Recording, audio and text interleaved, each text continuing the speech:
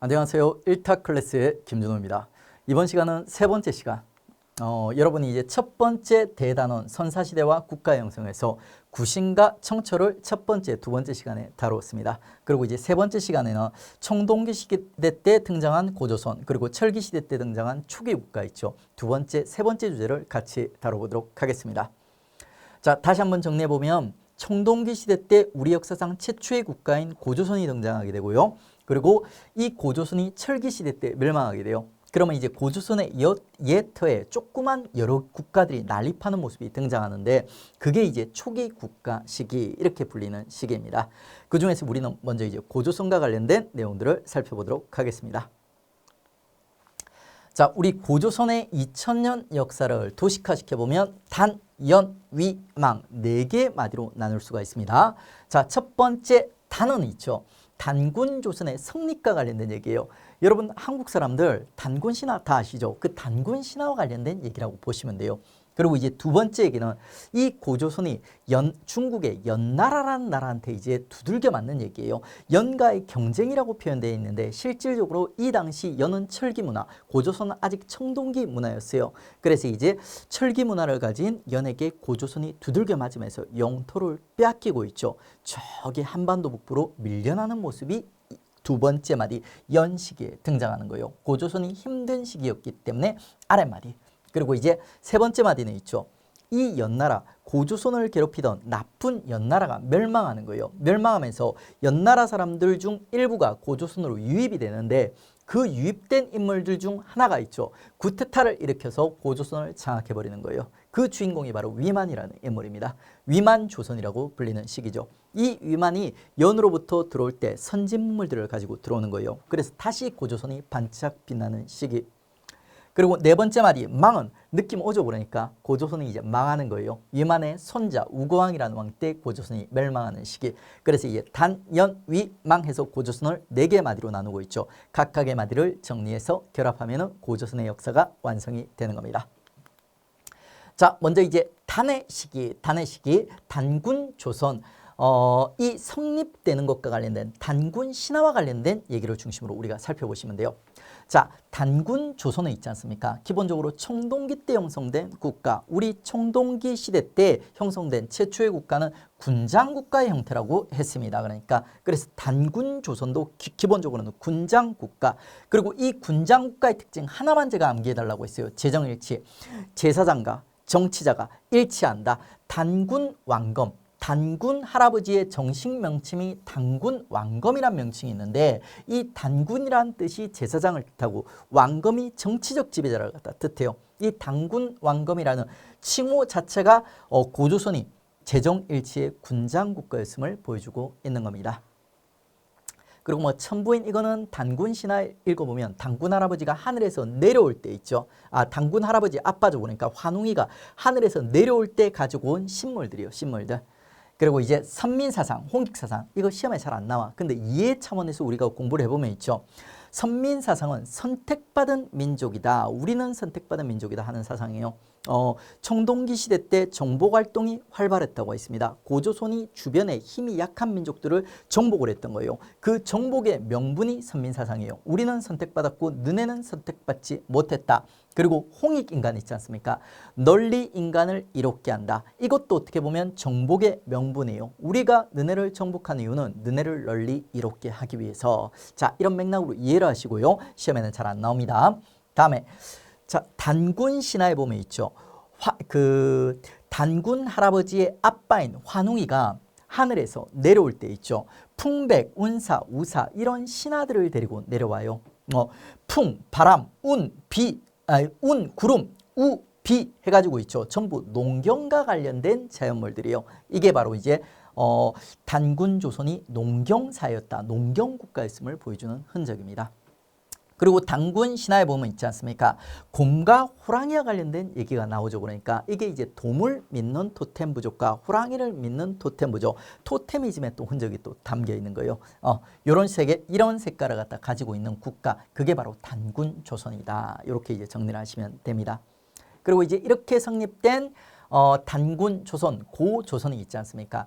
연과 경쟁하는 모습이 또 등장하게 되는 거예요.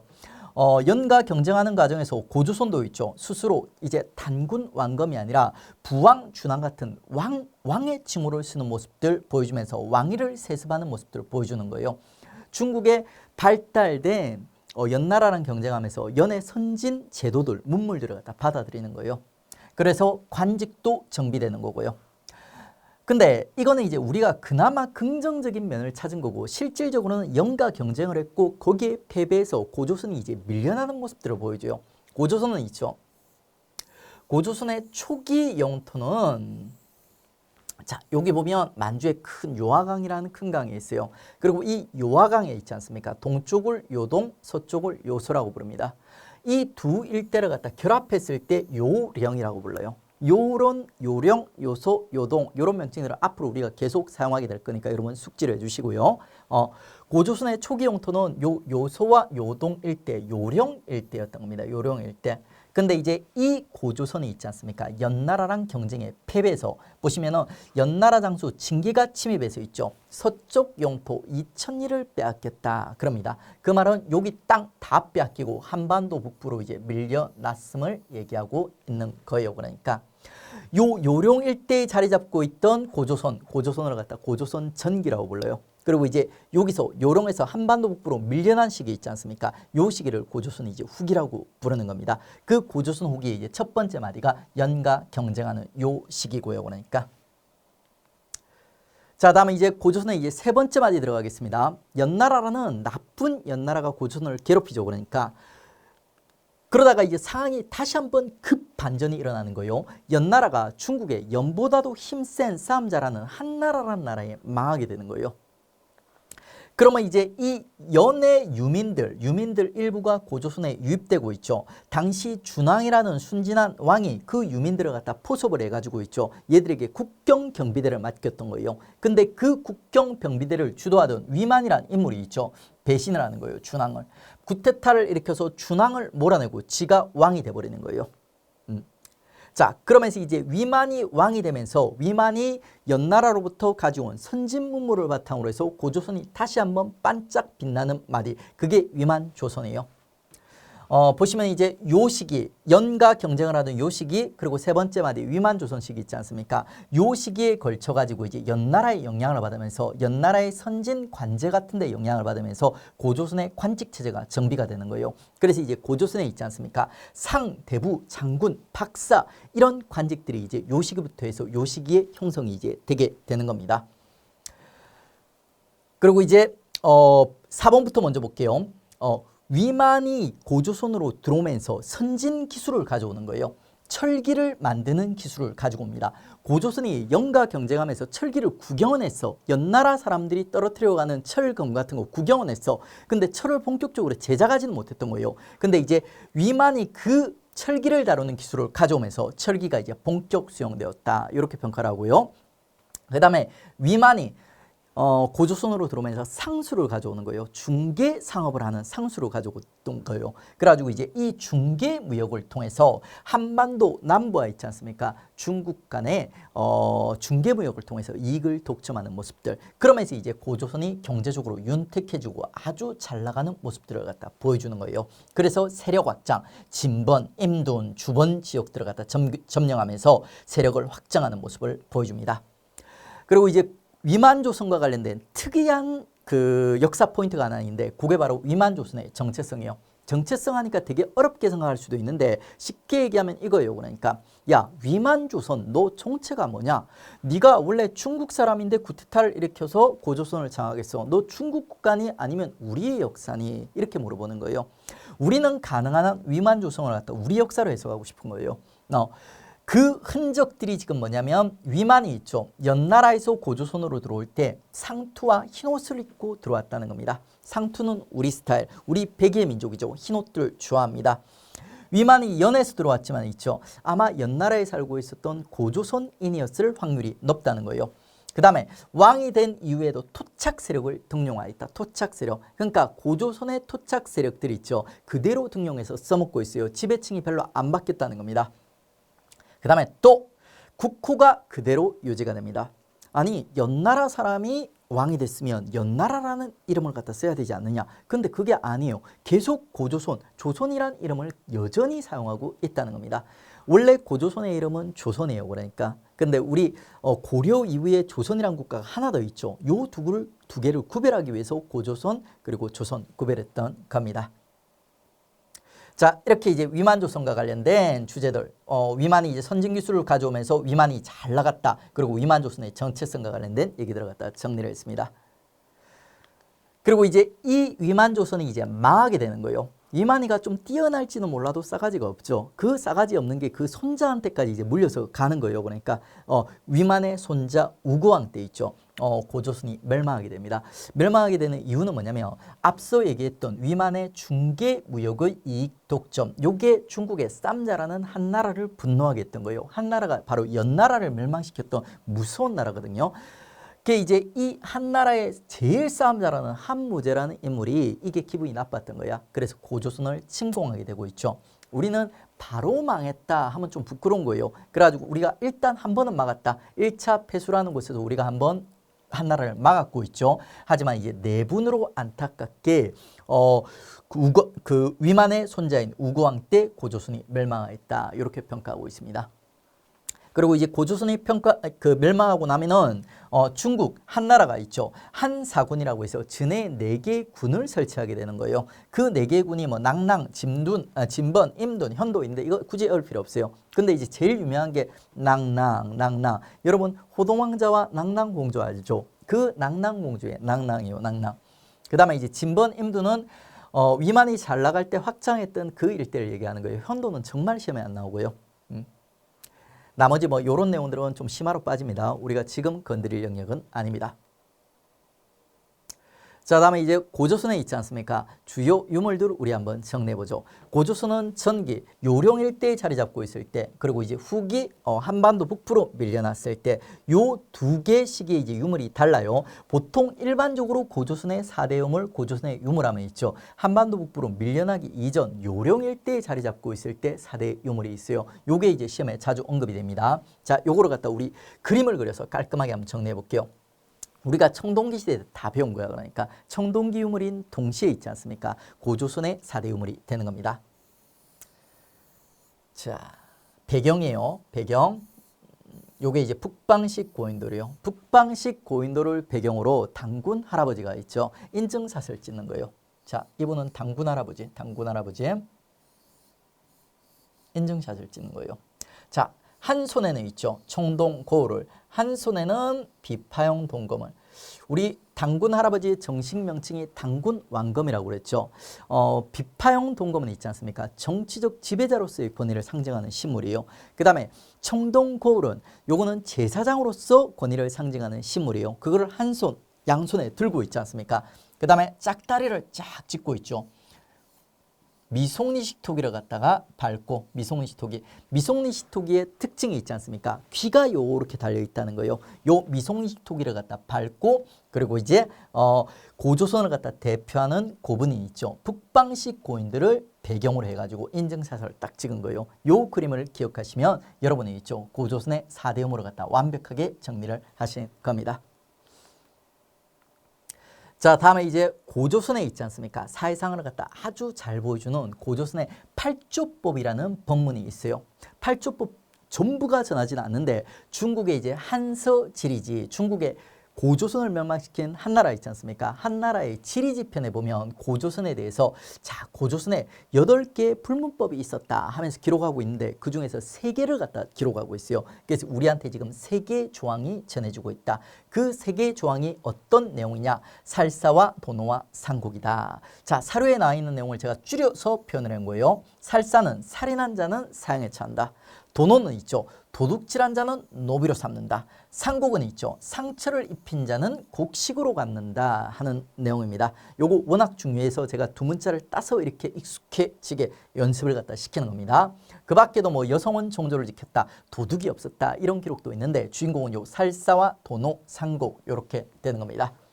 근데 이제 이 고조선의 8조법이 나중에 한나라가 있죠. 고조선을 점령하고 나면 좀 바뀌게 돼요. 그러니까 원래는 8조법밖에 없었죠. 그럼에도 불구하고 도덕도 없고 여성들은 종조를 시키고 살기 좋은 세상이었는데 이게 이제 바뀌게 되는 거예요. 한나라가 고조선을 점령하고 나면 60여 개 조의 법문이 늘어나는 겁니다. 왜?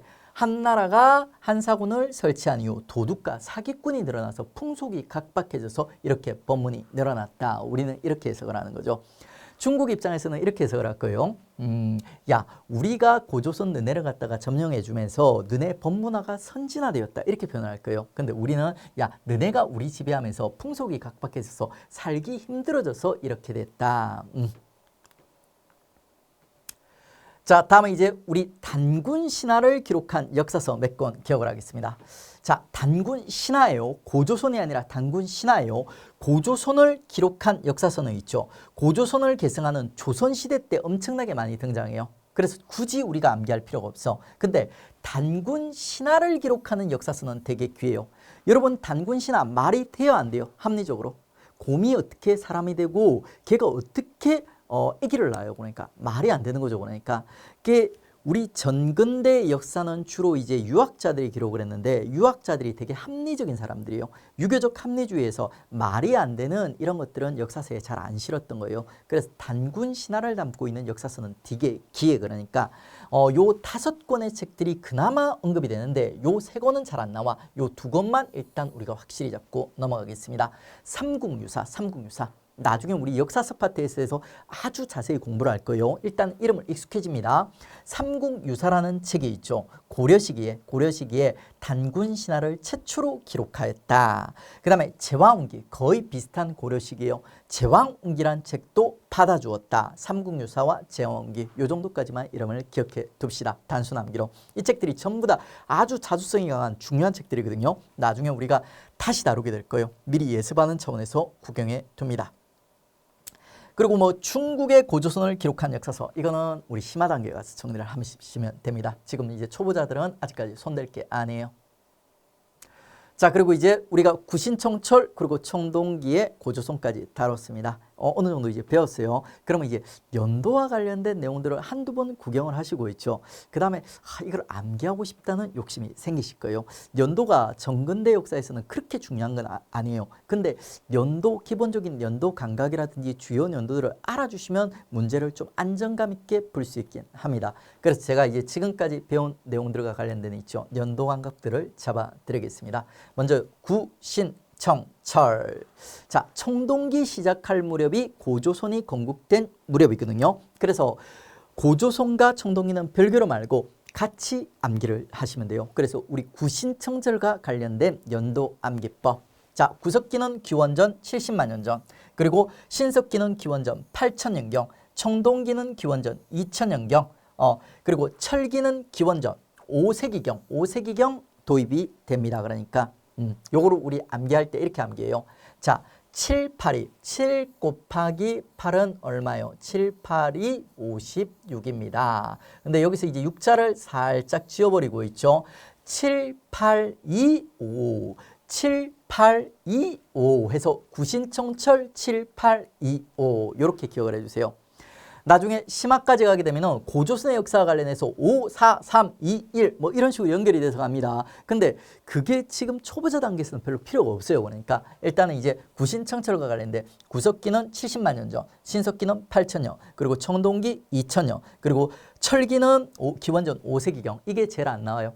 여튼 이제 우리가 연결해서 암기를 하자면 7, 8, 2, 5 점점점점 이런 느낌으로 기억을 해 주십시오. 자, 그리고 고조선과 관련된 주요 사료 우리 한번 살펴보겠습니다. 연나라가 스스로를 넓혀 왕이 되자 뭐뭐의 후 역시 스스로 왕이라고 칭하고 군사를 일으켜 연을 공격하였다. 연이랑 딥다 사이가 안 좋네요. 그 다음에 후라고 하면 이거 제후라에서 왕이랑 거의 비슷한 급이라 보시면 되는 거예요. 그 다음에 연나라 장군 징계를 보내어 뭐뭐의 서쪽을 공격해서 2000리 땅을 빼앗고 만번 안에 이르러 경계로 삼았다. 연나라가 이 나라의 땅을 빼앗았다고 했죠. 징계 침입, 요게 이제 고조선이 되는 거죠. 고조선과 경쟁했던 연나라, 연과 경쟁했던 고조선의 얘기를 담고 있습니다. 그러니까 우리 고조선 단연 위망 중에서 요 시기 때 얘기를 하고 있는 겁니다. 다음에 이제 07번 요 사료는 숙지 사료, 아주 유명한 사료요. 우리 처음 봐도 구별은 할 수 있지만 워낙 유명한 사료이기 때문에 미리 이 사료의 정체를 파악하고 들어가셔야 됩니다. 자, 뭐뭐뭐에는 백성들에게 그 많은 8조가 있었다. 8조 근법 고조선. 살사, 사람을 죽인 자는 상에 처한다. 상처를 입힌 자는 국시로 갚는다. 상곡, 그 다음에 도둑질한 자는 노비로 삼는다. 도노, 도노 이후에 또 단서로 용서받고자 하면 돈을 내면 된다. 이런 내용들도 들어가 있어요. 근데 용서받아도 있죠. 돈을 내고 용서를 받아도 사람 취급을 못 받았다. 이런 내용들이 나옵니다. 그 다음에 뭐 여성은 종조를 지켰고, 그 다음에 뭐 이렇게 이렇게 술장과 같은 그릇 뭐 이상한 얘기들 막 나오고 있어요. 그러니까 그게 중요하지는 않습니다. 관련 문제 하나 풀어보고 고조선 얘기 마무리하겠습니다. 고조선의 역사 전개의 올바른 순서를 고르며 중국의 한에 맞서 대항하다가 왕검성이 함락되었다. 고조선과 관련된 있지 않습니까? 순서 문제가 나오면 여러분 무조건 단연 위망을 그려주십시오. 지금 한에 맞서다 왕검성이 함락되었다. 고조선의 멸망과 관련된 얘기를 다루고 있어요. 그래서 이제 기억번 그리고 니은번 요소지방을 경계로 연나라와 대립할 만큼 강성하였다. 연과의 경쟁 얘기하고 있습니다. 니은번 그리고 디귿번 위만이 왕검성에 쳐들어가 준왕을 내몰았다. 자, 요거는 이제 위만조선의 성립과 관련된 거죠. 디귿번이 됩니다. 고조선의 8조법이 60여 개조로 증가하고 풍속도 각박해졌다. 고조선의 멸망과 관련되어 있습니다. 다른 거는 순서가 지금 명확해. 지금 기읍과 리을 순서를 잡아야 되죠. 연도를 외우는 게 아니라 우리 논리적으로 한번 생각해 봐요. 고조선이 있죠. 한나라에 멸망하는 게 먼저일까요? 고조선의 8조법이 60여 개조로 증가하고 풍속이 각박해지는 게 먼저일까요? 한나라가 지배를 하면서 풍속이 각박해지는 거죠. 그러니까 멸망하고 한나라가 지배하는 과정에서 이런 모습이 등장하는 겁니다.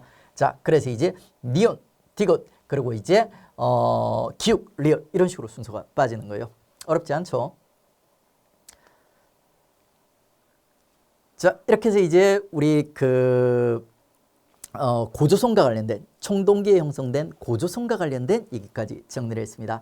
그 다음에 이제 주제는 있지 않습니까? 우리 고조선이 멸망하고 나서 고조선의 이해터에 조그만 국가들이 이제 난립을 하는 거예요. 그리고 이제 이 고조선 멸망한 시기가 이제 철기 시기입니다. 그러니까 이 철기 시기 때 조그만 이제 국가들이 이제 난립하는 시기가 열리게 되는데 그 시기를 갖다 우리는 이제 초기 국가, 초기 철기 시대 이렇게 이제 불리는 거예요. 그러니까 초기 철기에 형성된 초기 국가들과 관련된 얘기들을 우리가 살펴보겠습니다.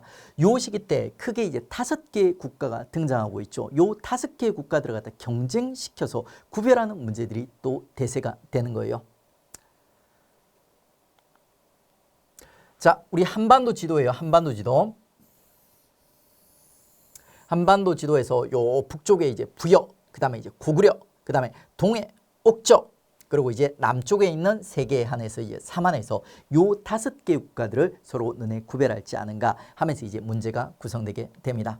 하나씩 북쪽에 있는 이제 2개의 국가씩 부터 우리가 정리를 해보도록 하죠. 북쪽에 가장 북쪽에 부여와 그 밑에 이제 고구려 요 2개의 국가가 서로 비슷한 면이 되게 많아요. 부여에서 고구려가 뻗어나왔기 때문에 이 둘을 경쟁시켜가면서 우리가 지식들을 정리해 가겠습니다.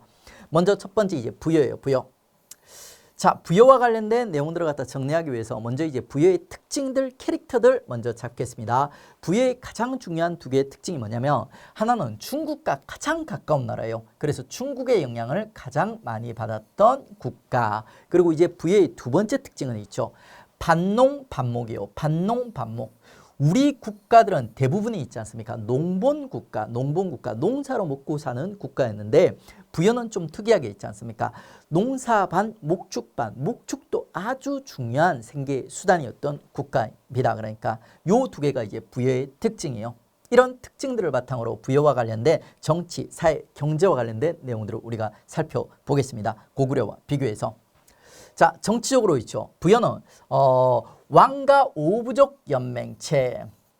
자, 우리 고조선은 있지 않습니까? 군장 국가였죠. 그런데 요 초기 국가 단계가 돼버리면 있죠. 국가 단계가 군장 국가 다음 단계로 발전하게 되는 거예요. 일명 연맹 왕국이라 해서 군장 국가들끼리 뭉치는 거예요. 뭉쳐가지고 왕을 갖다 뽑는 거예요. 그래가지고 이제 왕가 그리고 이제 군장들 간의 연합체가 형성이 되는 거야. 그게 이제 연맹왕국이에요. 연맹왕국. 부여도 그런 연맹왕국의 일종까지 이제 발전을 하게 되는 겁니다. 그래서 왕가 5부족 연맹체. 자, 그리고 이제 지배계급, 왕 말고도 부에는 강력한 지배계급들이 있었는데, 그러니까 군장급들이죠. 사출도라는 도시가 있었고 그 도시를 다스리는 마가, 우가, 저가, 구가, 가짜가 부족장들을 뜻하는 거예요. 군장을 뜻하는 거예요. 이런 애들이 이제 아주 왕 못지않게 강력한 권한들을 행사하는 걸 볼 수 있습니다. 얘들이 있죠. 왕을 선출하기도 해요. 왕이 아들에게 왕위를 물려주는 게 아니라 있죠. 이런 마가, 우가, 저가, 구가 이런 부족장들이 모여서 다음 때 왕을 갖다 결정해 버리는 거예요. 그 다음에 왕이 마음에 안 들면 폐위도 시켜요. 폐위도 시켜요. 거기다가 얘들은 있지 않습니까? 전에 밑에 사자, 대사자 같은 관리들도 두는 거예요. 그러니까 아주 강력한 있지 않습니까? 왕들을 견제할 수 있는 가들이 존재하고 있던 국가. 그게 이제 부여예요. 보시면 이제 왕권이 약했음을 보여주는 흔적이 전쟁에 패하거나 흉년이 들면 가들이 모여서 있죠. 왕을 갖다 쫓아내버리는 이런 모습을 보여줍니다. 근데 부여는 좀 특이한 게 왕권이 이런 면에서 보면 되게 약해 보여. 근데 은근 왕권이 또 강했음을 보여주는, 왕은 또 왕이었음을 보여주는 증거들도 공존하고 있어요. 왕이 있지 않습니까? 궁궐을 가지고 있어요. 궁궐. 그 다음에 왕이 또 자기만의 감옥이 있고 창고가 있어요. 그러니까 이런 이제 특별한 시설물을 갖추었다는 것 자체가 왕권이 어느 정도 수준까지 됐네 하는 걸 보여주는 거예요. 다음에 이제 고구려. 고구려는 있죠. 부여 사람이었던 고주몽이가 부여를 탈출해서 세운 나라예요. 그러다 보니까 자연스럽게 부여의 영향을 받게 되는 겁니다. 부여의 영향을 받은 국가, 부여랑 유사점들이 많습니다. 자, 그 다음에 이제 고구려의 두 번째 특징은 군사국가예요. 주몽이가 부여를 탈출해서 고구려를 세웠는데 있죠. 이 주몽이가 못마땅했던 부여가 고구려를 계속 공격을 했던 거예요. 그래서 초기 고구려는 있죠. 저기 험한 오지산골, 오녀산성이라는 곳이 있어요. 그 오지산골에 여기 나라를 갖다 세웠던 거야. 여기서 너무 오지산골이라서 농사도 지을 수 없고 목축도 할 수 없었던 거예요. 그래서 얘들은 있지 않습니까? 도적대, 초기에는 도적대 노릇을 하면서 먹고 살았던 거야. 그래가지고 이제 군사, 국가적 성격이 강하다. 이렇게 보시면 돼요. 자, 이 고구려에 있지 않습니까? 고구려의 특징, 정치와 관련된 키워드도 우리 살펴보겠습니다. 첫 번째는 있죠. 부의 영향을 받아서 왕가 5부족 연맹체, 연맹왕국 단계까지 발전을 했다.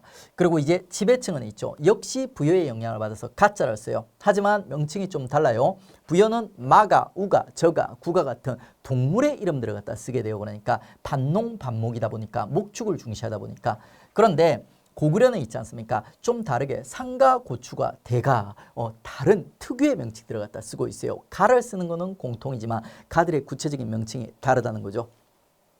그리고 이제 부여랑 비슷하게 요런 이제 가들이 있지 않습니까? 가들이 사자, 조이, 선인 같은 요런 하위 관리들을 두기도 했습니다. 그리고 고구려는 있지 않습니까? 부여랑 다른 또 하나의 포인트가 감옥이 없어요. 감옥. 부여는 감옥이 있죠. 왕이 감옥을 가지고 있다고 했습니다. 근데 고구려는 있지 않습니까? 감옥이 없어. 왜? 고구려가 엄청 무서운 애들이었기 때문에요. 군사국가. 우리 군대가 군법이 엄청 무서운 거 알고 계시죠? 조금만 잘못하면 고구려에서는 목을 베버려요. 그래서 감옥이 필요 없는 국가 고구려. 이렇게 보시면 돼요. 그다음에 이제 밑에 부여와 고구려의 이제 초기의 역사들을 정리해 놓은 건데 이거 완전 심화 포인트로 빠집니다. 기본 내용에서는 다룰 이유가 없습니다. 출제 빈도도 낮고요. 그다음에 이제 우리 고조선과 부여와 고구려의 관직들을 갖다 정리했습니다. 한번 쫙 정리해 보죠. 고조선은 있죠. 상대부, 장군, 박사 등 이런 관직들이 등장을 했고요. 그리고 이제 부여는 있지 않습니까? 자, 사출도의 마우, 저, 구가, 사자, 대사자 전부 동물 이름과 관련돼 있어요. 그리고 육축과 관련된 대가들의 명칭과 이런 관직들의 명칭이 등장하고요.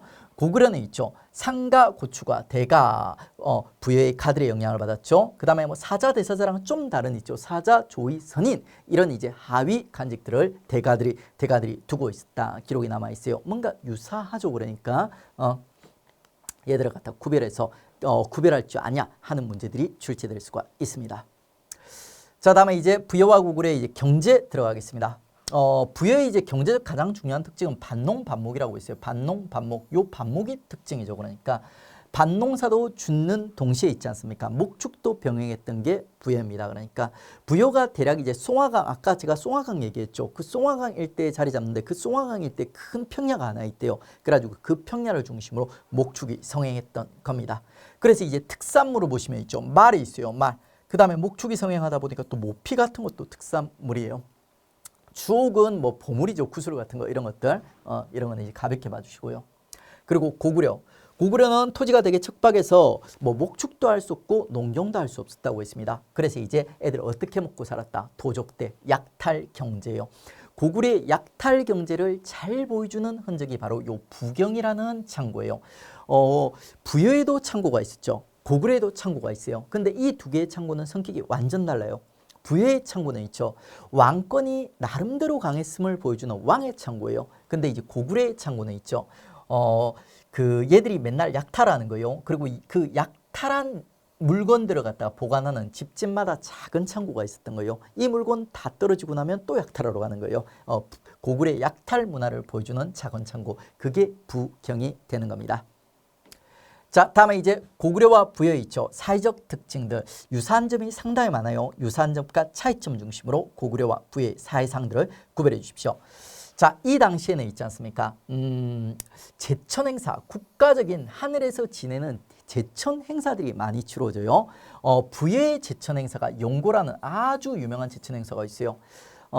나머지 초기 국가들도 대부분 제천 행사를 가지고 있는데 부여의 제천 행사가 특히 중요하거든요. 이유가 뭐냐 그러니까 12월 달에 치러진 거예요. 12월. 옛날 이 시기 때 우리 농본 국가에서 있지 않습니까? 하늘에 가장 사람들이 감사하던 시기는 10월 달이에요. 추석, 추수를 했을 때. 근데 다른 나라들은 전부 제천 행사를 갖다 추수로 한 10월 달에 제사를 지내는데 부여만 특이하게 12월 달에 제사를 지냈던 거예요. 그래서 이제 이게 중요합니다. 왜 부여는 12월 달에 제사를 지냈을까? 이유가 바로 그거예요. 얘들 밭농 밭목이요. 그러니까 목축이 부여에서는 되게 중요한 생산 방식 중에 하나였는데 12월이 바로 이제 동물들을 사냥하는 계절이에요. 그러니까 목축, 지네들이 기르기 위한 동물들을 잡는 시기예요. 그래서 이제 이 동물들을 갖다 많이 잡을 수 있게 해주세요 하면서 하늘에 제사를 지냈던 겁니다. 그래서 이제 12월에 특이하게 영고라는 제사를 갖다 지냈던 거죠. 그러니까. 그리고 얘들은 이제 밭농밭목, 목축으로 갖다 되게 중시하다 보니까 자, 하늘 운을 점칠 때도 있지 않습니까? 소를 죽여가지고 소의 발굽 모양을 보고 점을 치는 특이한 풍속이 있었어요. 그게 우제전복.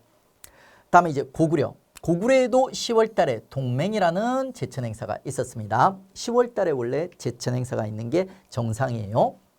다음에 부여와 고구려의 공통점. 형사치수제라는 제도가 있었어요. 고구려도 부여도 있죠. 형사치수제. 요게 뭐 하는 제도냐면 형이 있지 않습니까? 전쟁에 나가거나 혹은 나이가 다 죽지 않습니까? 그러면 동생이 그 형수를 취하는 제도예요.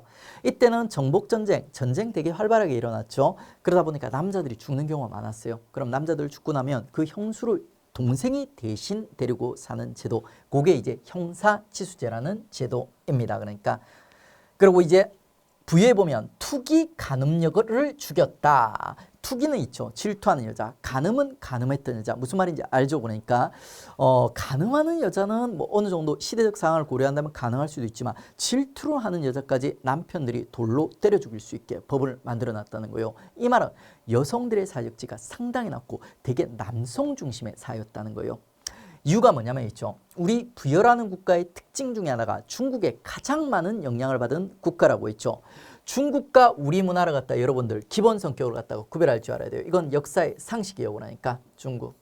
그리고 이제 우리 중국 문화는 있죠. 기본적으로 청동기 문화를 바탕으로 해서 형성이 됐고 우리 문화는 기본적으로 신석기 문화를 바탕으로 형성이 됐어요. 그래서 있죠. 중국 문화가 좀 더 남성 중심적이에요. 청동기 문화가 가부장적, 남성 중심, 신석기 문화는 모계 중심. 상대적으로 우리 문화에 비해서 중국 문화가 좀 더 남성 중심의 문화라는 거예요. 이게 중국과 우리 문화의 기본적인 차이점, 첫 번째 차이점, 첫 번째 상식 포인트예요. 그리고 두 번째 차이는 뭐냐면 중국이 있지 않습니까? 아무래도 우리보다는 좀 중앙집권적 성격이 강해요. 그러니까 왜냐하면 정복전쟁이 활발하게 일어나던 청동기 문화를 바탕으로 해서 형성이 되었기 때문에 우리는 신석기 문화 되게 평등한 문화예요. 그래서 이제 중국 문화가 우리 문화보다 왕권이 강합니다. 기본적으로. 왕권을 강화시키는 제도라든지 이런 것들이 이제 많이 갖춰져 있어요. 우리 문화는 상대적으로 있죠. 평등하고 귀족들의 권한을 강화시켜주는 이런 성격들이 발달돼 있고요. 그러니까 그래서 보시면 있지 않습니까? 요 투기 간음료와 관련된 내용은 어떤 맥락에서 이해하시면 되면 부여가 중국의 영향을 많이 받았어요. 중국이 여성들의 사직지가 낮다고 했어요. 거기에 영향을 받은 거예요. 거기에. 그래서 이제 우리 초기 국가들 중에 있죠. 부여가 가장 여성들의 사회적 지위가 낮음을 보여주는 이런 흔적들이 강하게 남아 있습니다. 그 다음에 이제 고구려에는 소옥제라는 있지 않습니까? 좀 특이한 결혼 풍속이 있어요. 소옥제. 요 소옥제는 뭐 하는 제도냐면 남자가 여자랑 결혼하고 싶지 않습니까? 그러면 이제 그 여자 집에 찾아가는 거예요. 찾아가가지고 장인 장모님한테 자 따님을 주십시오 하는 거예요. 그러면 그 딸을 갖다가 허락을 받으면 있죠. 바로 데리고 자기 집으로 돌아오는 게 아니라 그 장인 장모 집에서 조그만 소옥이라는 집을 짓고 있죠. 옆에서 같이 사는 거예요. 왜? 여자를 데리고 오면 그 여자 집에 노동력을 한 명 데리고 오는 거지 않습니까? 그래서 남자가 있지 않습니까? 그 대가를 치르는 거예요. 그 여자 집에 머슴처럼 살면서 있지 않습니까? 노동력을 제공하면서 그 대가를 치르는 거야. 그리고 이제 아기가 태어나서 그 아기가 어느 정도까지 성장하지 않습니까? 그러면 이제 그때 가서 이제 다시 아기와 부인을 데리고 자기 집으로 돌아오는 풍속. 요게 이제 소옥제요, 소옥제. 결혼 풍속에 서자가 들어가지 않습니까? 그러면 이제 무조건 남자가 여자 집에 가서 사는 있죠. 대릴사위제 풍속과 비슷한 제도들이 나오게 되어 있습니다. 소옥제도 그 일종이죠. 다음에 이제 일책십이법. 일책십이법은 도둑질하면 12배로 갚는다는 법이에요. 고구려와 부여의 공통된 법입니다. 일책십이법. 자, 그리고 이제 제가 고조선 공부할 때 여러분들 살사 알려드렸죠. 살인한 자는 사형에 처한다. 이게 고조선의 영향을 받은 부여와 고구려 있죠. 조금씩 변형돼서 들어가는 거예요. 부여는 있죠. 살사노예요. 살사노. 살인한 자는 있죠. 사형에 처하고 그 가족을 로비로 삼는다. 이렇게 이제 좀 발전돼 가는 거예요. 그 다음에 고구려는 있지 않습니까? 재산으로 바뀌어요. 고구려의 유명한 제가해이라는 귀족회의가 있어요. 요 귀족회의에서 범죄자들을 사형에 처하고 그 가족을 로비로 삼는다. 그래서 재산호. 뭔가 비슷비슷한데 좀 달라요. 고조선의 살사, 부여의 살사노, 그리고 고구려의 재산호. 이런 것들 구별하는 문제가 나오면 되게 좀 까다로운 문제가 되는 겁니다. 자, 다음에 이제 5번 있죠. 순장과 은역. 순장은 있지 않습니까? 순이 따라 죽을 순이요. 그러니까 정치적 지배자들이 죽게 되면 있죠. 멀쩡한 사람들을 갖다 같이 파묻어 버리는 풍속. 그게 순장이에요. 순장은 주로 이제 좀 왕권이 강한 애 있죠. 요런 사회에서 많이 등장합니다. 중국 같은 데 순장이 많이 등장해요. 그게 중국의 영향을 받은 흔적 중에 하나라고 볼 수 있어요. 요 순장 흔적이 우리 초기 국가 중에 유일하게 있지 않습니까? 부여에만 등장을 하는 거예요. 그 다음에 은역도 중국의 영향을 받은 흔적이에요.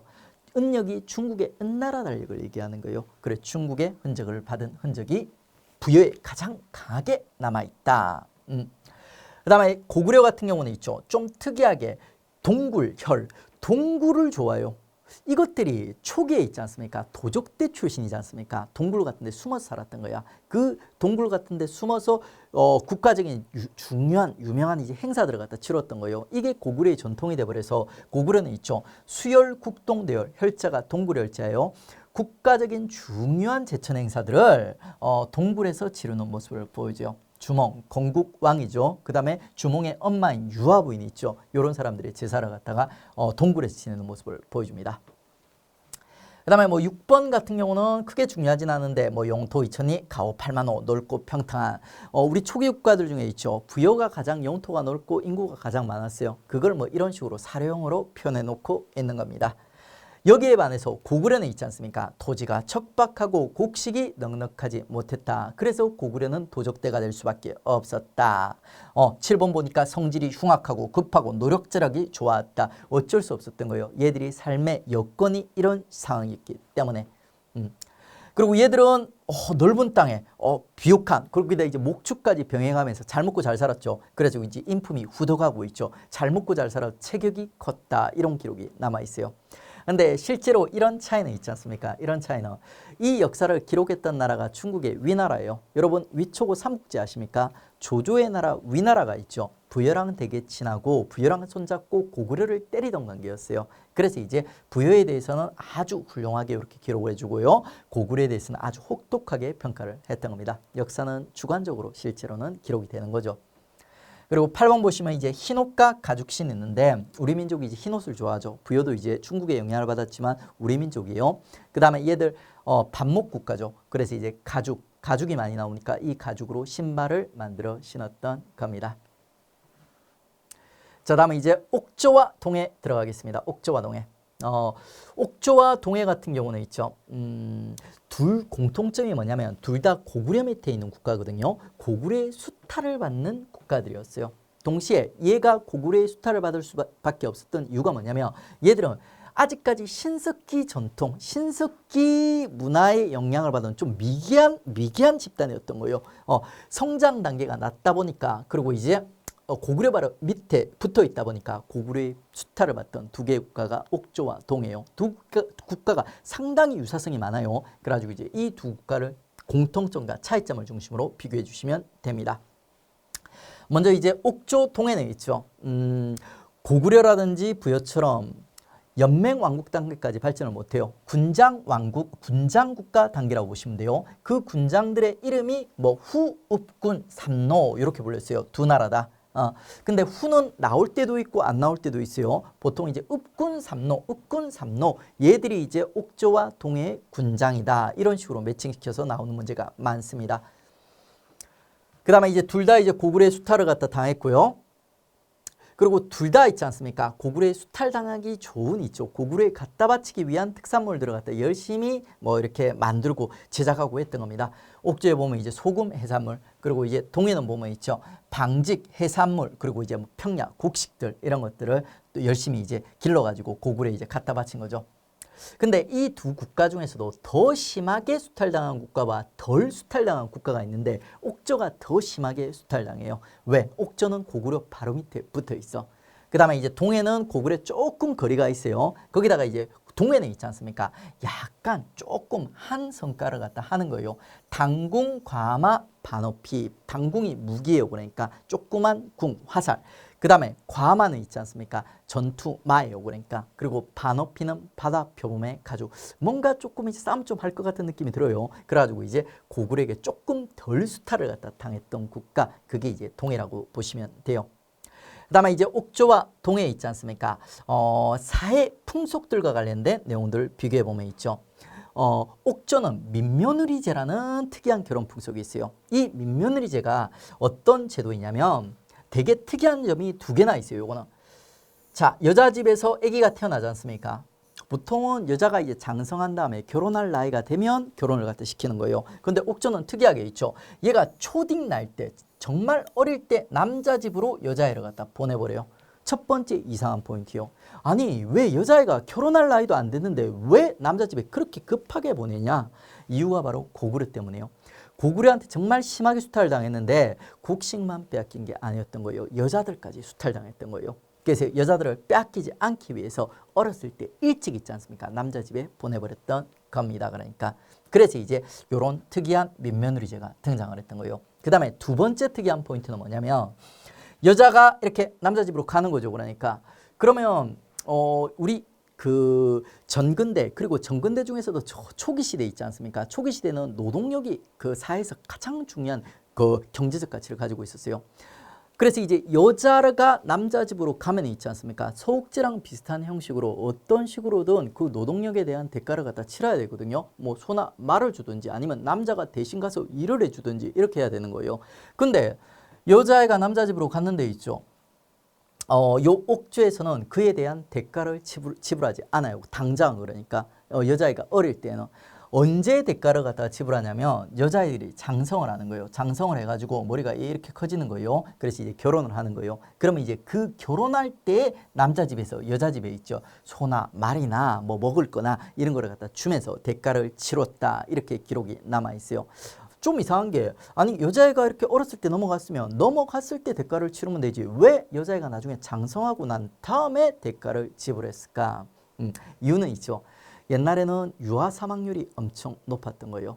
여자라는 노동력을 데리고 왔는데 있죠. 얘가 정품인지 불량품인지 아직 검증이 안 끝났다는 거예요. 그래서 기다리는 거예요. 기다려서 얘가 정품 인증을 딱 받고 나면 있지 않습니까? 그 노당용에 대한 대가를 갖다 지불했던 거예요. 그게 특이한 면이 두 개나 있는 민며느리지 옥죄. 근데 자세히 우리가 이 시대 상황을 갖다 고려를 해보면 있죠. 충분히 그럴 수도 있구나 하면서 납득이 되는 결혼 제도가 바로 민며느리 제도입니다. 가지고 나중에 결혼할 때 대가를 지급하였다. 이렇게 기록을 하는 거예요. 우리 이제 소옥제는 있지 않습니까?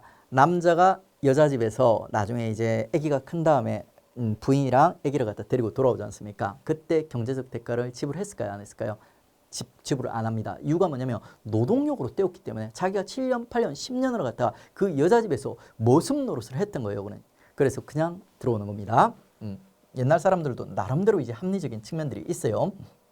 자, 그 다음에 이제 옥죄 있죠. 또 특이한 골장제라는 제도가 있어요. 골장제도는 있죠. 요거 별명이 많습니다.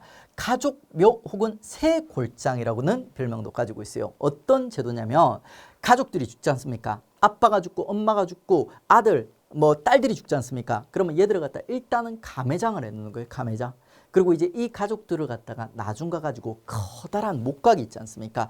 큰 목각에다 같이 묻어주는 가족묘. 그게 바로 이제 골장제요. 골장제.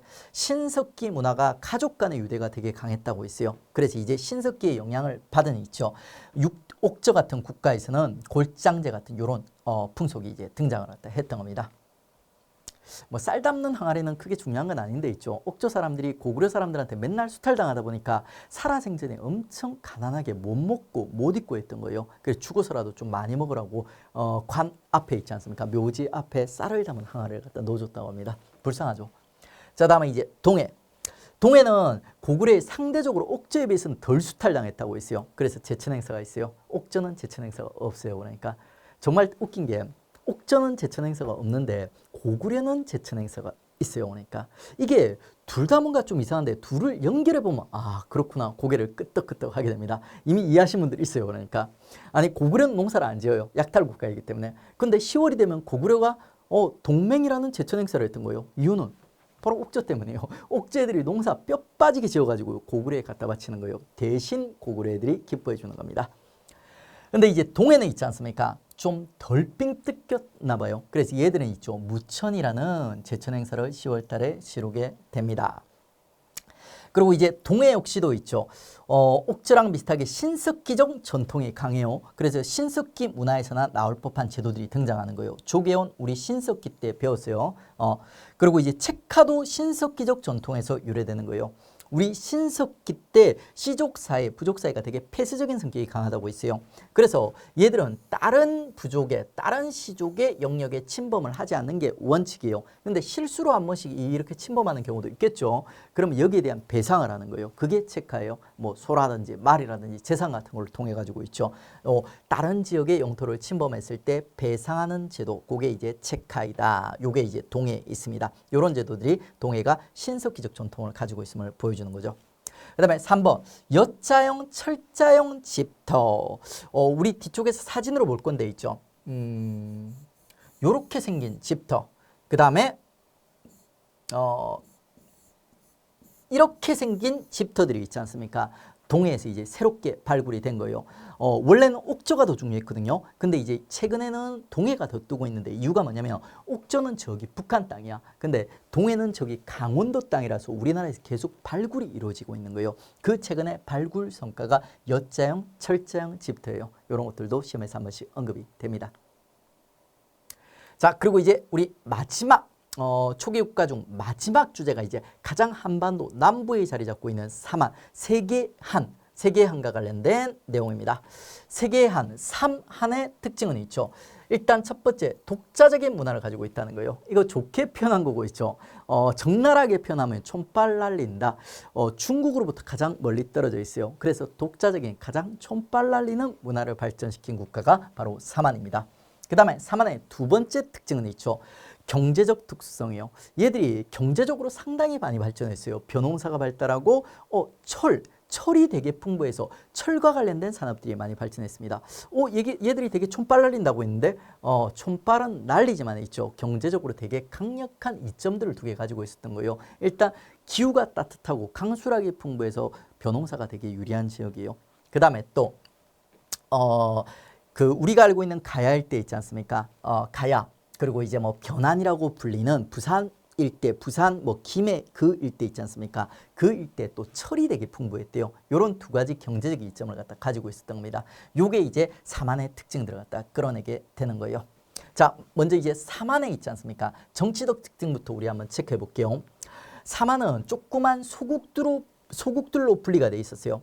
이 소국들 중에 가장 싸움을 잘하는 목지국이라는 국가가 있었거든요. 그래서 이제 이 목지국의 왕이 있었고 목지국을 중심으로 한 연맹 왕국이다 이렇게 해석하는 사람도 있긴 해요. 근데 그 왕을 중심으로 한 결속력이 강하지 못했어요. 그래서 실질적으로는 조그만 하나의 소국들이 있죠. 군장 국가를 이루었다 이렇게 보는 게 정확합니다. 그 군장들의 이름이 뭐냐면 신지와 업차예요. 신지와 업차. 이걸 뭐와 구별할지 알아야 되면 옥조와 동해 있지 않습니까? 읍군 삼로랑 구별할 줄 알아야 돼요. 구별하는 방법은 있죠. 자, 사만이에요. 시읒, 지읒, 신지, 읍차. 읍차, 신지라고 절대 안 나와요. 왜? 신지가 큰 군장이기 때문입니다. 그 다음에 옥조, 동해죠. 옥지의 동그라미, 그 다음에 읍군의 동그라미. 읍군 삼로, 삼로 읍군 절대 안 나와요. 왜? 읍군이 큰 단이기 때문에. 그래서 이제 신지와 읍차와 그 다음에 이제 옥조 동해 읍군 삼로로 구별해 주십시오. 그리고 이 사만은 되게 촌빨 날리고 개성이 강하다고 했죠. 그 개성이 이제 하나 드러나네요. 그러니까 재정 분리. 얘들 군장국가예요. 군장국가의 특징 중에 하나가 재정 일치입니다. 근데 얘들은 군장국가임에도 불구하고 재정 분리 현상이 등장해요. 천군이라는 있죠. 제사장이 등장해가지고 소도라는 조그만 마을을 독자적으로 다스리는 모습이 등장하는 거예요. 이거는 원래 군장국가에서 나올 법한 특징이 아니죠. 그러니까 그래 요거는 사만의 개성으로서 파악을 해 두셔야 됩니다. 신지 읍차 같은 사람들한테 죄를 지은 죄인들이 있죠. 소도로 도망가면 신지 읍차가 소도로 그 죄인들을 쫓지를 못했다고 합니다. 청군의 독자성을 갖다 어느 정도까지 인정을 갖다 했던 거죠. 자, 다음에 이제 사만의 경제적인 특징. 자, 두 가지 경제적 이점이 있다고 했어요. 첫 번째가 이제 기온이 따뜻하고 강수량이 풍부해서 벼농사가 발달하였다. 그래서 벼농사와 관련된 뭐 공동조직인 뭐 둘에 애울 필요는 없어요. 이건 그냥 상식적인 내용이에요. 국사적인 기호되기보다는. 그 다음에 또 벼농사 발달하려면 물을 잘 다뤄야 되거든요. 그래서 저수지 많이 만들어서 저수지 이름 애우지 마세요. 이거 심화에서도 안 다뤄. 그 다음에 이제 변안 이 지역 그러니까 김해 일대 있지 않습니까? 철들, 양질의 좋은 철들이 많이 나왔어요. 그 일대가 이 당시에는 변안이라고 불렸고요. 그 변안의 철을 바탕으로 해가지고 덩이새 같은 철을 뭉쳐놓은 있지 않습니까? 화폐 같은 것도 등장했고요. 그리고 이 좋은 철들을 가져오기 위해서 낭랑이라든지 외 같은 애 있죠. 외국에서 사신들이 찾아오기도 했습니다. 그러니까 그리고 뭐 양잠, 비단을 뽑는 걸 얘기하죠. 그러니까 그리고 사회적으로 이제 그 밖의 풍속 보시면 요 사만이 벼농사가 발달하다 보니까 벼농사와 관련된 제천 행사가 두 개나 있는 거예요. 원래는 추수할 때 있죠. 10월 달에만 제사를 갖다 지냈던 거야. 그런데 요 사만은 벼농사가 발달해서 있죠. 벽씨를 뿌리는 5월 그리고 추수하는 10월 달에 두 번 제천 행사를 치루었던 겁니다. 뭐 수린날 계절제로 구별해 봤는데 요즘은 대세가 뭐냐면 그냥 5월과 10월에 계절제를 지냈다. 이런 식으로 많이 표현되고 있어요. 그리고 2, 3, 4번은 심한 내용들입니다. 지금 체크할 필요가 없어요. 자, 그리고 이제 이 사만이 있지 않습니까? 사만이 나중에 자, 한반도 남부에 세 개 이제 한이 있어요. 요게 이제 마한, 그리고 요게 진한, 요게 이제 변한 이렇게 있었어요. 근데 요게 나중에 있지 않습니까? 요 마한은 백제가, 그리고 요 진한은 신라로, 그리고 요 변한은 가야로 이렇게 성장해가는 모습을 볼 겁니다. 자, 이렇게 해가지고 우리 삼국시대로 이제 연결해 가는 거예요.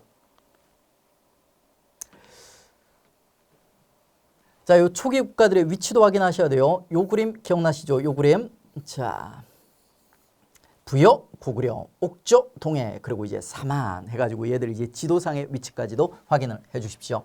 요게 이제 동해에서 발견된 여자형, 철자형 집태고요. 요게 이제 덩이새 얘기하는 겁니다. 그리고 소도의 소대는 있죠. 청군이 다스리는 소도라는 도시 있다고 했죠. 그 도시를 알리는 표지판이 소대라는 게 또 있습니다. 그리고 만이 개성이 되게 강하다고 했죠. 그 개성이 강한 만에 있지 않습니까? 좀 특이한 있죠. 굴로 만든 집이 있었어요. 되게 특이하잖아요. 우리 청동기 되면 지상가옥화 되는데 아직까지 철기 시대인데 애들이 지하에 살고 있는 거예요. 그 다음에 뭐 만에 죽으면 이것도 되게 시험에 안 나온 내용이에요. 이런 것들 이제 가볍게 여러분들 확인해 주시면 되고요. 자, 관련된 사료 한번 우리 확인해 보죠. 자, 뭐뭐에는 은력, 정월에 지내는 제천 행사, 국중 날마다 먹고 마시고 노래하고 춤추었는데 그 이름을 영고라고 했다. 영고, 그리고 이제 을력이라는 키워드, 그리고 뭐 흰배로 만든 옷, 가죽신 이런 키워드를 보면서 있죠. 우리는 부여라는 국가를 끌어낼 수가 있습니다. 자, 이런 식으로 이제 사료들 등장하면 이 사료가 이제 초기 국가 중 어떤 국가인지 여러분이 끌어내셔야 돼요. 그리고 그 국가와 관련된 키워드를 연결하셔서 정답을 뽑아내시면 되고요. 관련된 문제 하나 풀어보겠습니다. 자, 가와 나의 나라에 대한 설명으로 옳은 것은 가, 고구려 개마대산 동쪽. 여러분 문제 풀 때 제가 이제 문제 푸는 요령 하나 알려드릴게요. 지금 어떤 나라를 골라야 되는데 지금 고구려라는 나라가 등장했죠. 그러면 이 나라는 절대 고구려는 아니에요. 그 나라를 물어볼 때 그 사료에서 있지 않습니까? 그 나라의 이름은 절대 안 줍니다. 그러려면 왜 이런 만약에 그렇게 하려면 이런 박스를 갖다 줄 이유가 없는 거예요. 그러니까 이 가라는 나라는 있죠. 고구려는 절대 아니다. 그리고 고구려와 관련돼 있는 어떤 국가이다. 인물을 물을 때도 마찬가지요. 어떤 인물을 묻는데 그 인물의 이름이 등장하죠. 그러면 그 인물이 아니고 그 인물과 관련된 다른 인물인 거야. 자, 그 나라 풍속에 여자 나이 10세가 되기 전에 혼인, 신랑 집에서 여자를 맞아 다 클 때까지 길러 아내로 삼는다. 무슨 제도인지 아시겠죠? 그러니까 민며느리 제도 얘기하는 거예요. 그러면 얘는 옥조가 되는 거고요. 그리고 남쪽으로 진안, 북쪽 고구려 옥조와 맞닿아 있고 동쪽으로는 바다에 닿아 있다. 해마다 10월에 하늘의 제사, 밤낮으로 술을 마시고 노래를 부르니 무쳐 나와버렸네요. 결정적인 키워드죠. 그러니까 동해, 옥조와 동해를 경쟁시키는 문제네. 가, 소욱제, 요거는 고구려니까 때. 그리고 이제 가, 중대한 범죄자, 제가해, 역시 고구려 때. 나번, 족장들이 저마다 따로 행정구역 사출도를 다스렸다. 부여 때. 정답은 4번밖에 안 되겠네요. 다른 부족들의 영역 침범하면 체카가 바로 동해랑 연결이 되는 거죠. 그래서 정답 4번이 되는 겁니다. 저정적인 게 있죠. 우리 초기 국가 5개 국가를 구별하는 문제였습니다. 일명 뭐 부곡동삼 하는데 부곡동삼보다는 요 이미지를 통해서 5개 국가들을 여러분 머릿속에 개념하시고 구별하시면 문제를 풀 수가 있습니다.